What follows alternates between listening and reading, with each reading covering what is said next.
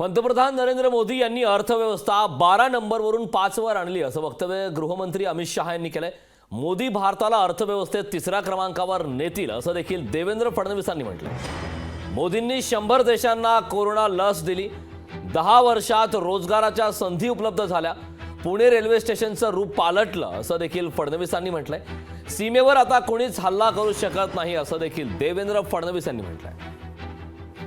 जब प्रधानमंत्री बने मनमोहन सिंह, कांग्रेस ने कहा अर्थशास्त्री प्रधानमंत्री बन गए। अटल जी देश को 11वें नंबर की अर्थव्यवस्था छोड़कर गए थे। कौन से नंबर की? जोर से बोलो, कौन से? कांग्रेस ने 10 साल में 11वें नंबर पर देश को रखा।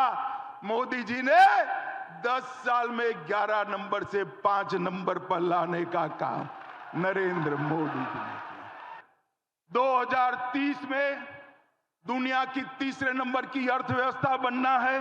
आमच्या अर्थव्यवस्थेचा विकास केला।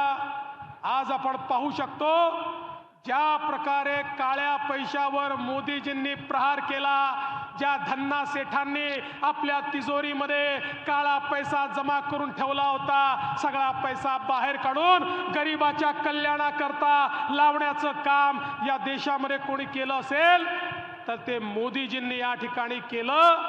आणि अर्थव्यवस्था मोठी झाली म्हणजे काय होतं?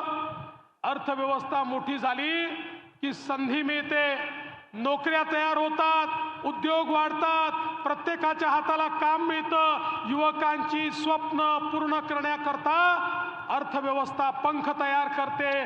ते पंख तयार करण्याचं काम आज मोदीजींनी केलंय। लोकशाही मराठी ऐका, पहा, जागरूक रहा।